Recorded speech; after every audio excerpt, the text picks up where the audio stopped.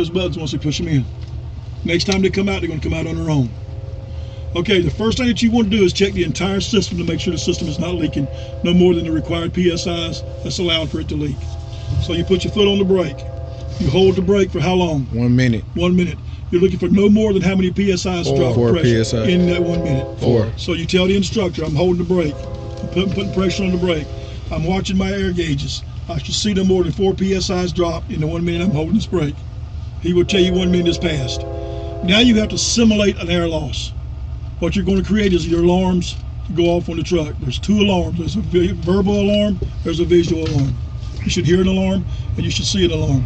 Now, to create that loss of air, that would substitute for a loss of air on the road, like a road hazard, one of the grommets come loose, one of your air valves come loose, or that glad hands come loose or something like that, or you pick up someone on the road and cut one of your lines. You've got to assimilate that loss of air. So how do you do that? By pumping the brakes down, right? By pumping the air out of the system. Now you've already tested the overall system. You know it's not leaking improperly. It's correct because it did not leak more than 4 PSIs in 1 minute.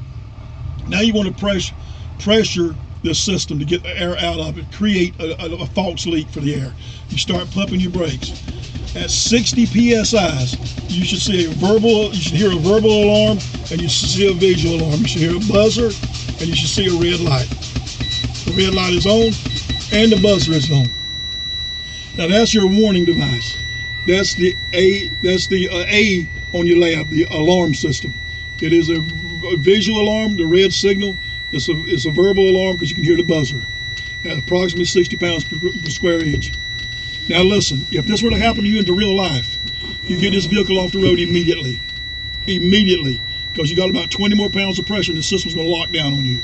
If you're in the middle of a curve, if you're on a hill, if you're on a mountain, if you're going up a mountain, it's going to lock down on you. Don't wait and say, I'm going to get the next Hardee's.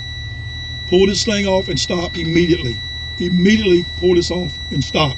What happens if you're on a mountain road where you got get off the road, no matter what it takes. Even if you have to be halfway in the road, you stop. That's right. Get off that road as soon as you possibly can, because you're going to get that loss of air pressure.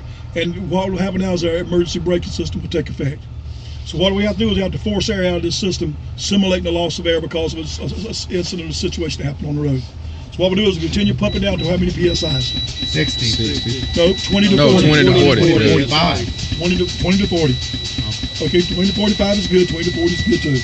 Because at approximately 20 to 40 pounds of pressure, those valves are going to pop out. Watch both of those valves. And continue pumping until both those valves pop out.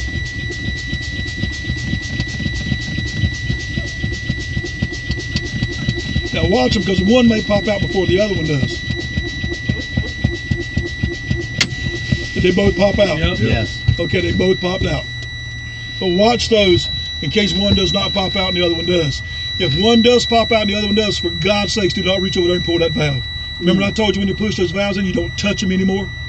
Remember I told you that? Yes, sir. That was a little key. Do not, it didn't pop out. You just failed. Now you pump those valves, that little thing that I say, you pump those valves to 4 things happens. You pass out, the valves pop out, you die, or Jesus comes. Yeah. Okay? 1 in 4 things will happen, I promise you. I promise you it will. Now you do a safe start of the engine. I can now pull it out of gear. Why can I pull it out of gear now? Because your brakes are Brakes are on. Now, if one of those didn't pop out, would you keep pumping You just keep right on pumping until 4 things happen. You pass out, They both pop out. they pop out, you die, or Jesus comes. Gotcha. All right, now we start the truck back up. Clutch is in, it's in neutral. Let out on the clutch real slow just in case it messed up putting it in neutral. Tell the instructor I'm letting the vehicle air back up. I'm doing a safe start of the engine, and I've just